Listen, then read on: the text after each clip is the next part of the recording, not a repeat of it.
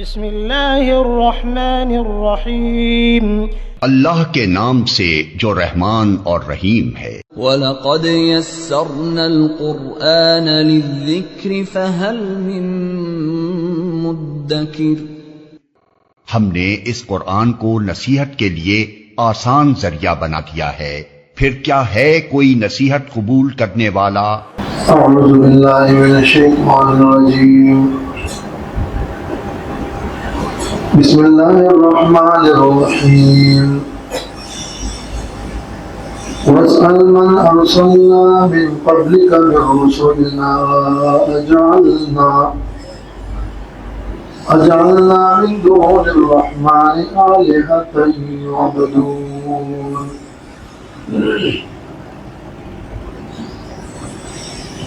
یہ سورۃ زخرف کی آیت نمبر 45 ہے۔ اللہ تبارک و تعالیٰ نے اس سے پہلے کی آیت میں فرمایا کہ اے نبی، اللہ نے جو وحی اتاری ہے آپ اس پر تمسک فرمائیں اور اس کو مضبوطی سے تھام لیں، بے شک آپ صراط مستقیم پر ہیں، اور یہ قرآن آپ کے لیے باعث عزت و شرافت ہے اور آپ کی قوم کے لیے۔ اب اس آیت میں فرمایا کہ وَاسْأَلْ مَنْ أَرْسَلْنَا مِنْ قَبْلِكَ مِنْ رُسُلِنَا، اور سوال کریں، پوچھئے ان سے جن کو ہم نے بھیجا ہے، من قبلک آپ سے پہلے، من رسولنا اپنے رسولوں میں سے، ہم نے جن رسولوں کو آپ سے پہلے بھیجا ہے آپ ان رسولوں سے پوچھئے، اجعلنا من دون الرحمن آلہۃ یعبدون، کیا ہم نے رحمان کے علاوہ معبود بنائے ہیں جن کی عبادت کی جاتی ہو؟ پچھلے رسولوں سے معلوم کیجئے، ان سے پوچھئے کیا رحمان کے علاوہ بھی آلہہ ہم نے بنائے ہیں؟ تو ظاہر ہے کہ ان رسولوں کا یہی جواب ہے کہ سوائے اللہ کے اور کوئی معبود نہیں۔ تو گویا کہ تمام انبیاء علیہ السلام کی دعوت توحید کی رہی کہ ایک ہی اللہ کو الہ مانو، اور یہی دعوت قرآن کی دعوت ہے۔ تو دعوت قرآن اور دعوت انبیاء وہ ایک ہے۔ تو پہلے فرمایا آپ قرآن کی دعوت پر قائم رہیے، اور اب ہے کہ پچھلے رسولوں سے پوچھئے کیا وہ اللہ کے علاوہ معبود تھے؟ کوئی نہیں۔ تو دعوت قرآن اور دعوت انبیاء وہ ایک ہے، اور اس قرآن کی جس دعوت سے ان مخالفین کو چڑ ہے اور انکار ہے، وہ تو اصل میں توحید ہے، اور توحید ہی وہ دعوت ہے کہ جو تمام انبیاء کی دعوت ہے۔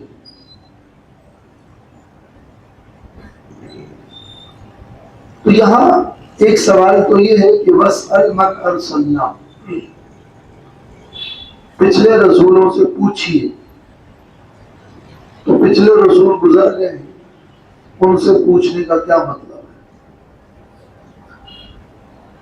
کچھ حضرات نے یہ جواب بھی دیا ہے کہ یعنی یہ معراج کے موقع پر آپ سے یہ کہا گیا کہ آپ کل کی ملاقات جب رسولوں سے ہو جائے تو آپ وَاسْأَلْ مَنْ أَرْسَلْنَا مِنْ قَبْلِكَ مِنْ رُسُلِنَا، اور پھر یہ کہ معراج کے موقع پہ آپ صلی اللہ علیہ وسلم نے یہ سوال کیا بھی تھا یا نہیں؟ تو بعض کہتے ہیں کہ نہیں، سوال تو نہیں کیا تھا، اس لیے کہ آپ کو یقین تھا کہ ان انبیاء کی دعوت توحید کی دعوت تھی، اور یہ وَاسْأَلْ مَنْ أَرْسَلْنَا میں یہ حکم کوئی وجوبی حکم تو تھا نہیں کہ پوچھئے ان سے جن کو ہم نے بھیجا، تو رسولوں سے پوچھنے کا حکم تھا، مگر یہ کوئی وجوبی حکم نہیں تھا۔ اور مراد یہ کہ جب معراج کی رات آپ رسولوں سے ملے تو آپ ان سے پوچھیے، تو آپ نے پھر پوچھنے کی ضرورت ہی محسوس نہیں کی تو نہیں پوچھا۔ لیکن روایات میں، معراج والی روایات میں، اس واقعے میں کہیں بھی صحت کے ساتھ یہ بات منقول نہیں ہے کہ آپ صلی اللہ علیہ وسلم نے رسولوں سے پوچھا، اور مراد ان رسولوں سے معراج میں پوچھنا ہے یہ صرف ایک قول ہے، ایک اندازہ ہے۔ آپ کو یقین تھا تو آپ نے نہیں پوچھا، یہ ایک جواب ہے۔ اصل تشریح اس آیت کی یہ نہیں، اور بعض نے یہ کہا ہے کہ وَاسْأَلْ مَنْ أَرْسَلْنَا مِنْ قَبْلِكَ کا مطلب یہ ہے کہ رسولوں سے پوچھئے، یعنی ان لوگوں سے پوچھئے جن کی طرف ہم نے رسولوں کو بھیجا۔ تو وَاسْأَلْ مَنْ أَرْسَلْنَا مِنْ قَبْلِكَ مِنْ رُسُلِنَا کا معنی ہے کہ وَاسْأَلْ أُمَمَ مَنْ أَرْسَلْنَا، ان پیغمبروں کی امت سے پوچھئے جن کو ہم نے آپ سے پہلے بھیجا۔ تو یہ سوال پچھلے پیغمبر کی امتیوں سے ہے کہ ان سے معلوم کریں، وہ لوگ موجود ہیں پچھلے امتوں کے دعوے دار، کہ کیا ان کے رسولوں میں سے کسی رسول نے غیر اللہ کی اور رحمان کے علاوہ معبودوں کی عبادت کا کہا ہے؟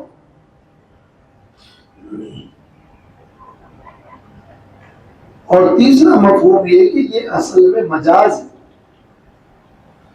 مراد سوال کرنے سے سوال کرنا مراد نہیں ہے، بلکہ تحقیق کرنا اور غور و فکر کرنا مراد ہے۔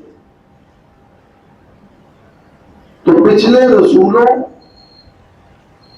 کے حالات کو دیکھ کر، ان سے منقول باتوں میں، ان کی کتابوں میں اور ان کے صحائف میں غور و فکر کر کے، تحقیق کر کے بتائیے کیا ہم نے رحمان کے علاوہ کوئی معبود بنایا ہے؟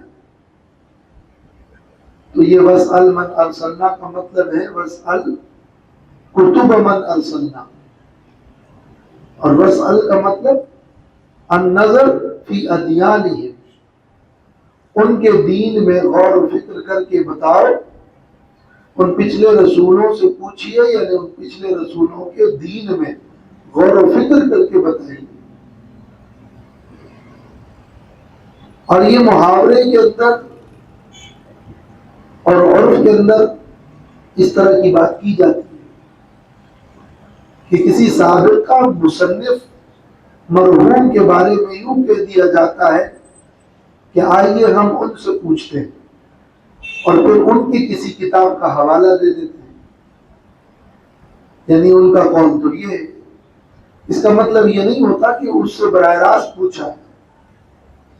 اگر کوئی کہے کہ آؤ چلو علامہ ابن حجر عسقلانی سے پوچھتے ہیں یا ملا علی قاری سے پوچھتے ہیں، اس کا مطلب یہ نہیں ہے کہ ان کے پاس جا کر ان سے سوال کرتے ہیں، بلکہ ان کی کتابوں سے معلوم کر کے جو جواب ہے وہ ہم آپ کے سامنے پیش کرتے ہیں۔ تو وَاسْأَلْ مَنْ أَرْسَلْنَا مِنْ قَبْلِكَ مِنْ رُسُلِنَا، اور پوچھئے ان سے جن کو ہم نے بھیجا ہے آپ سے پہلے اپنے رسولوں میں سے، ان سے پوچھئے اجعلنا من دون الرحمن آلہہ، کیا ہم نے رحمان کے علاوہ معبود بنائے ہیں یعبدون، جن کی عبادت کی جاتی ہو۔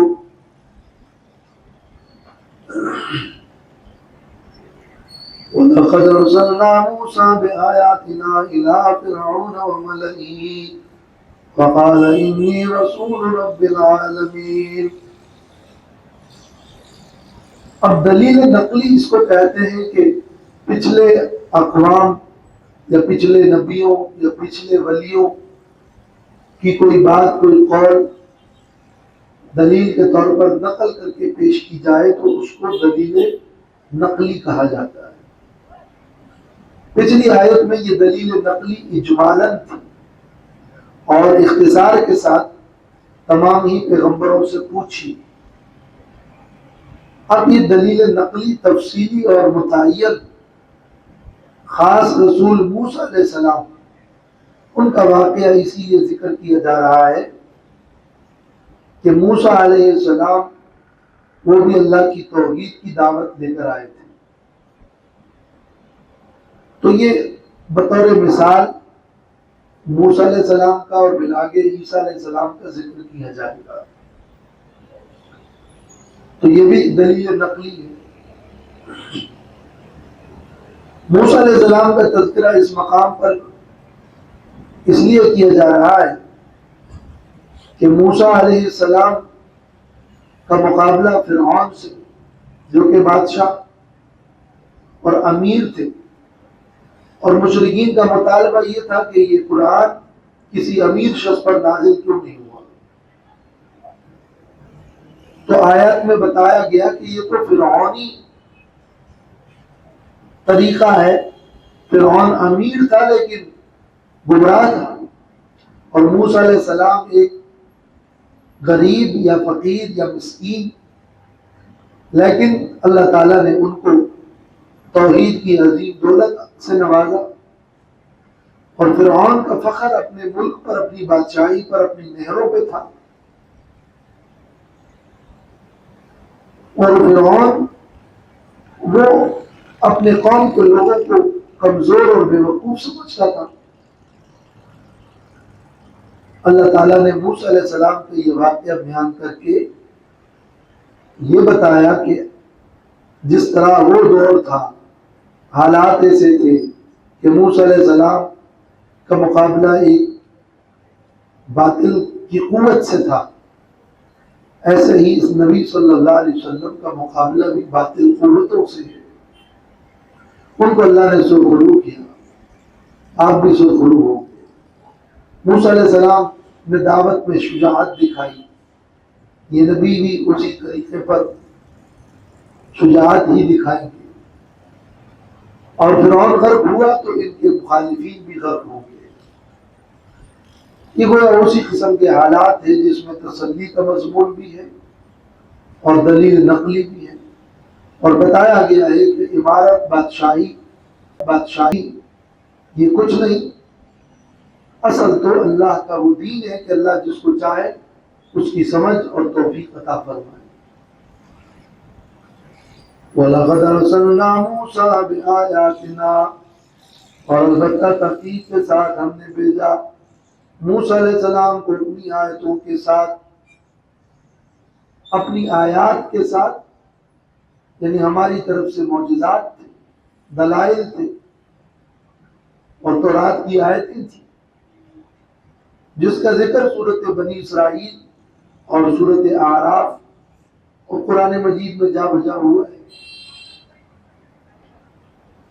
ہم نے بھیجا موسیٰ علیہ السلام کو اپنی آیات کے ساتھ الی فرعون وملئہ، فرعون کی طرف اور ان کے سرداروں اور ان کے امراء کی طرف۔ وقال انی رسول رب العالمین، تو موسیٰ علیہ السلام نے فرمایا کہ بے شک میں رسول ہوں رب العالمین کی طرف سے، رسول ہوں یعنی میں بھیجا گیا ہوں تمہاری ہدایت کے لیے۔ فلما جاءهم بآیاتنا،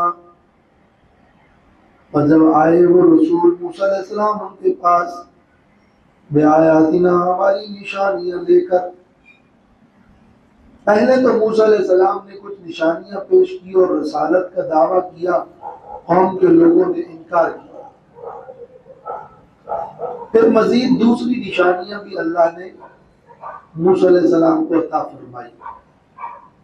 تو یہ فلما جاءهم بآیاتنا میں ان دوسری نشانیوں کا ذکر ہے۔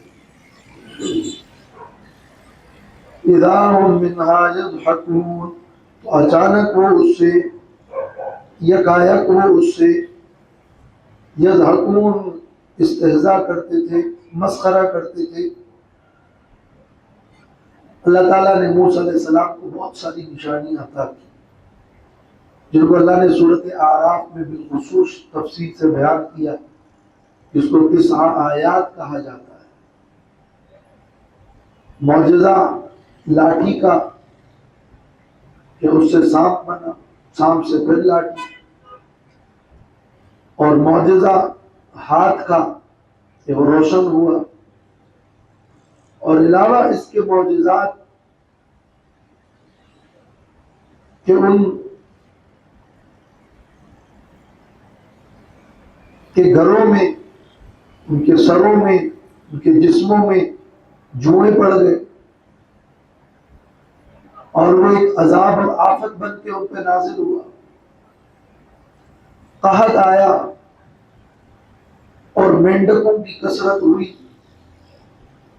اور طوفان آیا، پانی خون میں تبدیل ہو گیا، اور ہر دفعہ ایک بڑی نشانی اور ایک بڑی آفت اور ایک بڑا عذاب ایسا رونما ہوتا تھا کہ وہ بالکل عام ہوتا تھا، اور سب لوگ اس سے تنگ آ کر موسیٰ علیہ السلام کے پاس آ کر کہتے کہ تم اپنے رب سے دعا کرو، جس رب نے تم سے وعدہ کیا ہے کہ اگر ہم مان لیں تمہارے دین کو تو یہ عذاب ٹل جائے گا، ہم وعدہ کرتے ہیں کہ عذاب دور کر دو، ہم مان جائیں گے اور بنی اسرائیل کو چھوڑ دیں گے۔ تو پھر ہوا کیا؟ ہر دفعہ یہی ہوا کہ عذاب ٹل گیا موسیٰ علیہ السلام کی دعا سے، اور قوم کے لوگ کچھ دنوں ٹھیک رہے، اور پھر وہی اپنے کرتوتوں پہ آ گئے۔ یہ بہت ساری نشانیاں، اتنی کھلی نشانیاں، عذاب اور اس سے اتنا صریح خبردار کرنے کے باوجود وہ جو نشانیاں گزر جاتی اس کا مذاق اڑانے لگتے۔ یہ تو زمانے کی رفتار ہے، ایسا تو ہوا کرتا ہے، پتہ نہیں ہمارے ساتھ یہ کیا ہو گیا تھا، یہ تو آنی جانی چیز ہے، اس طرح مسخرے کرتے اور مذاق اڑاتے۔ فَلَمَّا جَاءَهُم بِآيَاتِنَا، پس جب آئے موسیٰ علیہ السلام ان کے پاس ہماری دوسری نشانیاں لے کر، اِذَا هُم مِّنْهَا يَضْحَكُونَ، تو اس وقت وہ اس کا مسخرہ اڑاتے تھے، ہنسی کرتے تھے۔ یہ اذا کا لفظ عربی میں مفاجات کے لیے استعمال ہوتا ہے، اور مفاجات کا مطلب ہوتا ہے اچانک، یکایک۔ تو یکایک اور اچانک اور یکدم سے وہ مذاق اڑاتے۔ اس میں یکایک اور اچانک کے لفظ کا مفہوم یہ ہے کہ یعنی مذاق اڑانے میں وہ ان کے پیچھے کوئی منطق، کوئی لاجک یا کوئی غور و فکر کار فرما نہیں تھا، بلکہ بغیر کسی غور و فکر کے یکدم سے ہی مذاق اڑانا شروع کر جاتے۔ تو یکدم کا مطلب بغیر غور و فکر۔ وَمَا نُرِيهِم مِّنْ آيَةٍ إِلَّا هِيَ أَكْبَرُ مِنْ أُخْتِهَا، اور ہم نہیں دکھاتے ان کو کوئی نشانی مگر وہ نشانی بڑی ہوتی تھی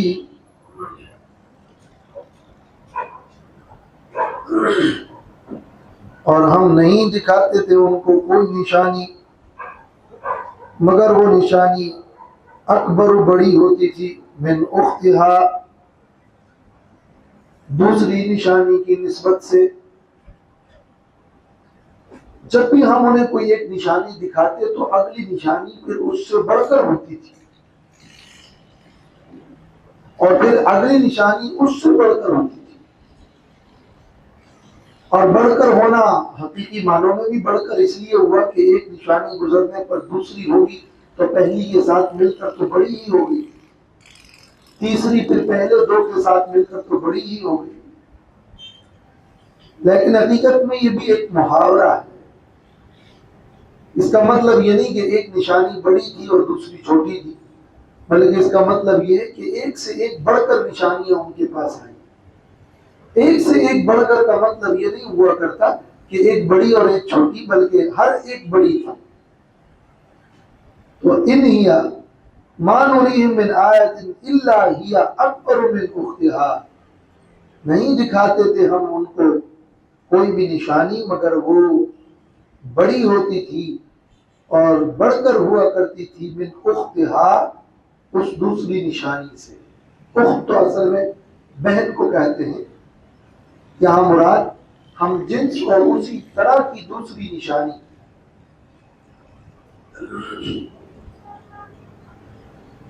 تو وہ تو ہنستے تھے، لیکن یہ ہنسنے کو کوئی موقع نہیں تھا، اس لیے کہ نشانیاں کوئی معمولی تو تھی نہیں، وہ تو بہت بڑی نشانیاں تھیں اور ایک سے ایک بڑھ کر تھی۔ وَأَخَذْنَاهُمْ بِالْعَذَابِ لَعَلَّهُمْ يَرْجِعُونَ، اور ہم نے ان کو پکڑ لیا عذاب میں تاکہ یہ لوگ پلٹ آئیں، اپنے کفر سے باز آ جائیں۔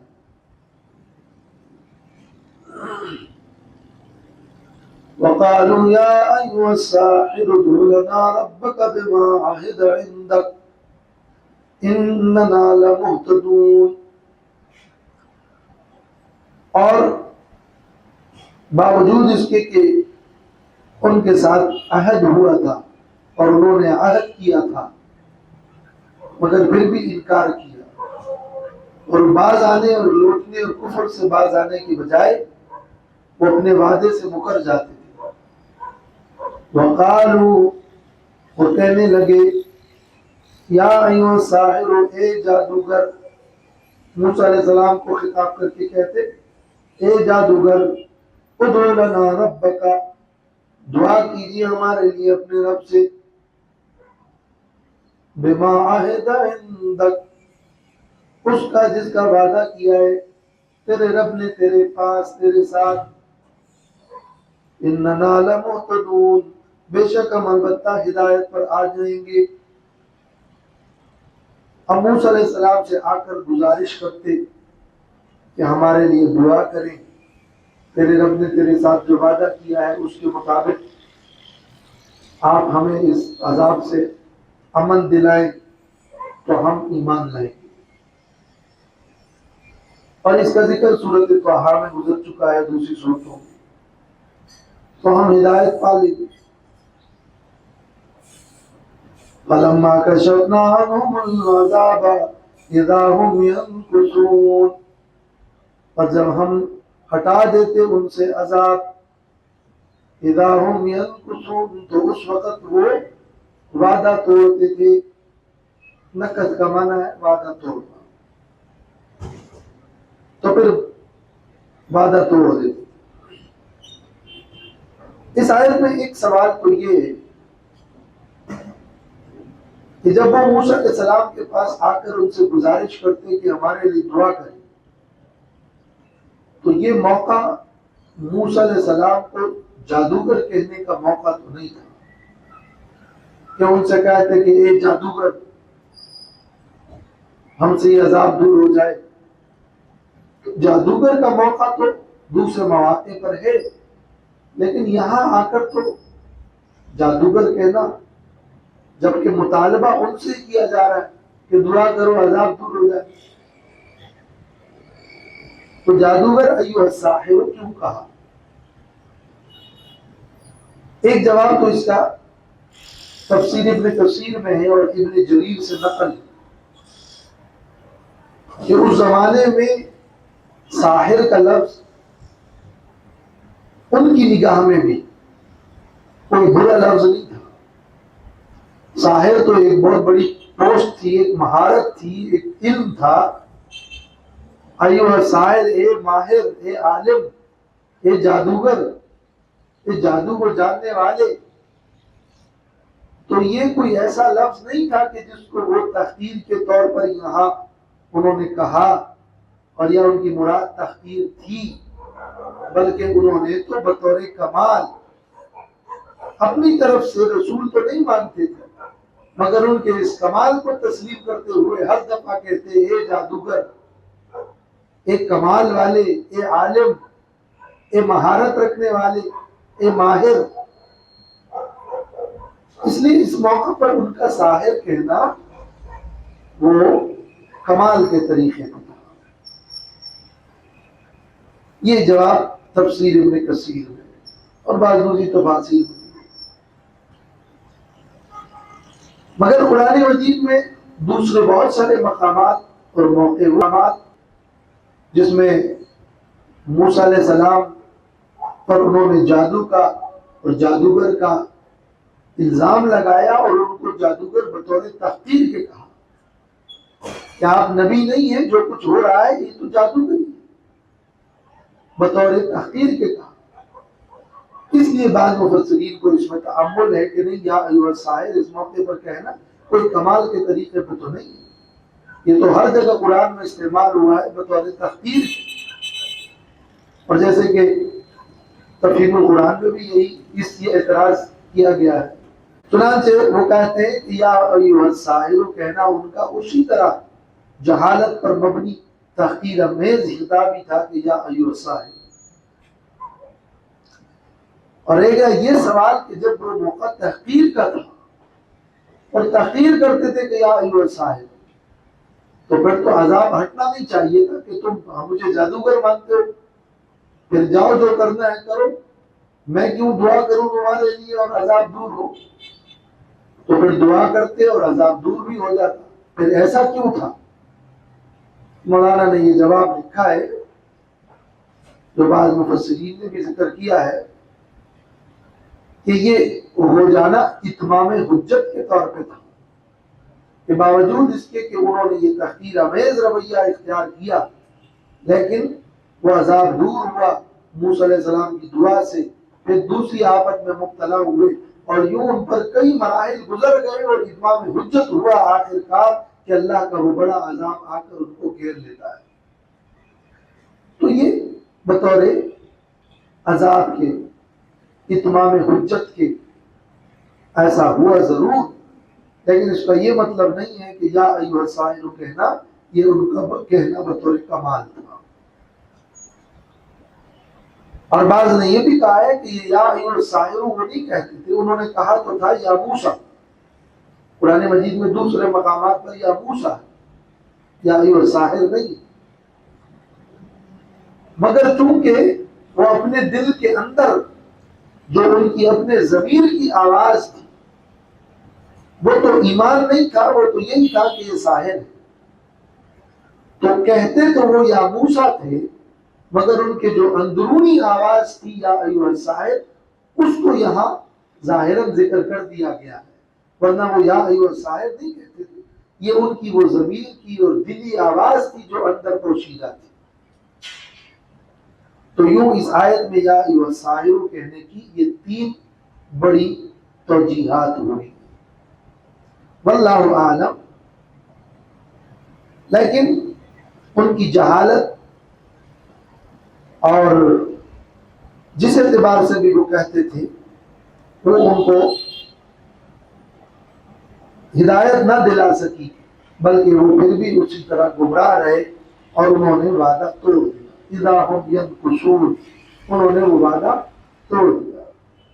پھر یہ بات بھی ایک سوال ہے کہ پہلی آیت میں ہے کہ فلما جاءهم بآیاتنا اذا هم منها يضحكون، جب کوئی نشانی آتی تھی تو ہنسی کرتے تھے، مذاق اڑاتے تھے. اور یہاں آ کر تو کہتے تھے کہ یہ جادوگر ہمارے لیے دعا کرے، یہاں تو آ کر چاپلوسی شروع کر دی اور گزارشات شروع کر دی. تو یہ ہنسی مذاق تھا یا کوئی گزارش تھی؟ تو اگر یا ایھا الساحر کے لفظ کو لے کر اس کو کہہ دیا جائے کہ یہی تو وہ مذاق تھا جو کرتے تھے، تو پھر تو مطابقت ہوگی. اور یا یہ ابتدائی کیفیت ان کا یہی کیفیت تھی کہ مذاق اڑاتے تھے، لیکن جب وہ سزا حد سے بڑھ جاتی تھی اور وہ بہت تنگ آ جاتے تو پھر وہ چاپلوسی شروع کرتے، گزارشات شروع کرتے، اور حتیٰ کہ وہ عذاب دور ہو جاتا تو اپنے وعدے کو پھر توڑ دیتے تھے. ونادى فرعون في قومه قال يا قوم أليس لي ملك مصر وهذه الأنهار تجري من تحتي أفلا تبصرون. اور اعلان کیا فرعون نے اپنی قوم میں، قال کہا یا قوم اے میری قوم، الیس لی ملک مصر، کیا نہیں ہے میرے لیے مصر کی بادشاہی، وہذہ الانہار تجری من تحتی، اور یہ نہریں جو میرے نیچے، میرے محل کے نیچے بہتی ہیں، افلا تبصرون، کیا تم نہیں دیکھتے ہو، کیا تمہیں نظر نہیں آتا؟ اب اتنی ساری نشانیاں اور عذاب، اور وہ بھی پھر موسیٰ علیہ السلام کے دعاؤں سے اس کا ٹلنا، یہ بڑا متاثر کن تھا۔ فرعون نے جب یہ دیکھا کہ یہ تو ایک بہت بڑا تاثر بنے گا اور سارے لوگ موسیٰ علیہ السلام کے گرویدہ بنیں گے، تو انہوں نے اعلان کروایا، نادا اعلان کیا، قالا کہا، یعنی اعلان کروایا، اور یہ مجاز عام طور پر استعمال ہوتا ہے۔ بلاغت میں کہتے ہیں جیسے بنل امیر المدینہ، امیر نے شہر بنایا، اس کا مطلب یہ نہیں ہوتا کہ امیر خود مستری بنا اور معمار بنا اور بنایا، بلکہ مجاز اور نسبت امیر کی طرف ہوتی۔ تو ندا کی فرعون نے اور کہا اور یہ اعلان کروایا کہ لوگوں میں یہ بات پھیلا دو کہ بادشاہی میرے پاس ہے، اقتدار میرا ہے، اور یہ نہریں جو تم دیکھ رہے ہو میرے محل کے نیچے بہتی ہیں، تو میرے پاس ملک ہے اور میرے پاس نہریں ہیں، میرے پاس ملک ہے، میرے پاس اقتدار ہے، میرے پاس قانون ہے، اور میرے پاس نہریں ہیں، اور میرے پاس سرمایہ ہے، اور میرے پاس معیشت ہے۔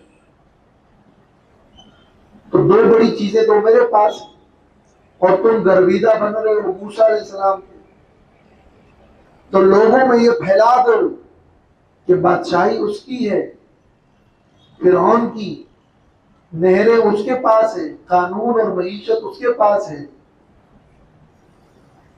تو پھر تمہیں کیا یہ نظر نہیں آتا؟ افلا تبصرون، پھر تم وہاں سے متاثر کیوں ہوتے ہو؟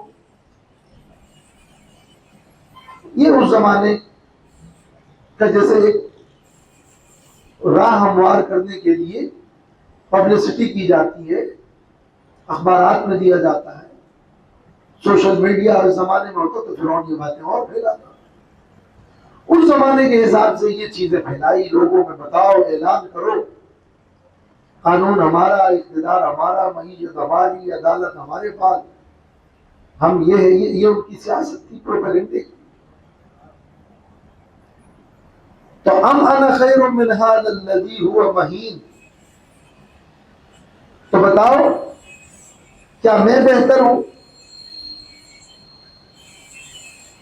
یہ جو ام انا خیر ہے سوالیہ انداز بھی ہے جو خبر میں منتقل ہو گیا، بلکہ میں بہتر ہوں، بلکہ میں بہتر ہوں اس آدمی سے، ہوا مہین، جو کہ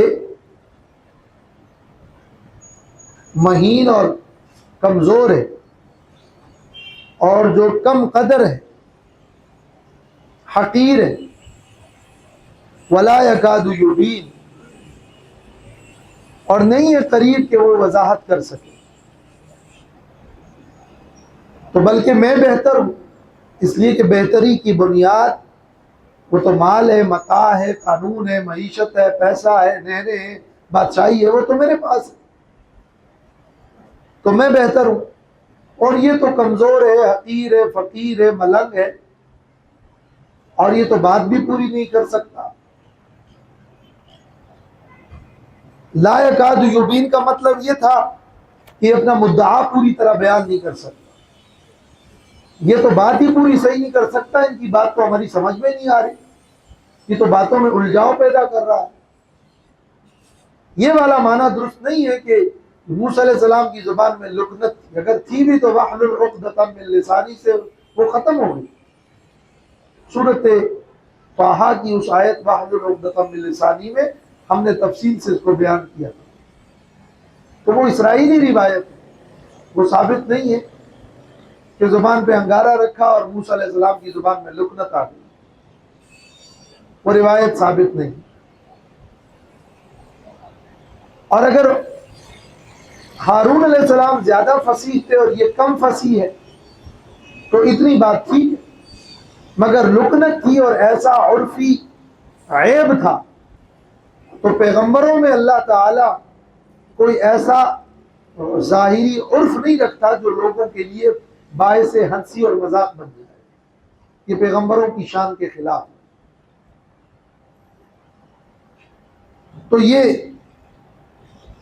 फिरौन की बात कि वो महीन, वो जलील है, हकीर है, तो हकीर और जलील तो नहीं है, बहुत बड़े साहिब रुतबा है।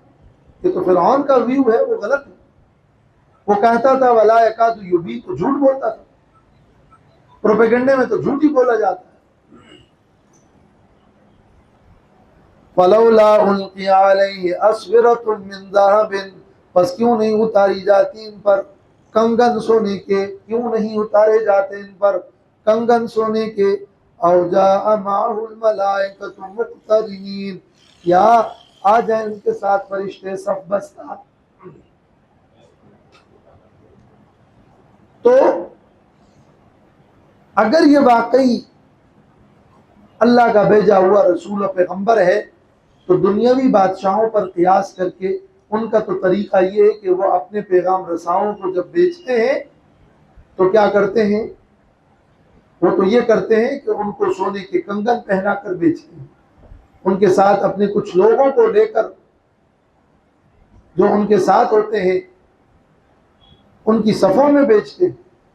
ये उस बादशाह का पैगाम रसा होता है और उसकी शान होती है। मगर ये तो अकेला फ़कीर मलंग मिस्कीन वो आया है और कहता है कि इन्नी रसूल रब्बिल आलमीन। मगर खुदाई कासिद उसकी शान शान रूहानी होती है, तो उसके साथ आने वाली चीज़ें भी रूहानी और मौजिज़ात और दलाइल हुआ करते हैं।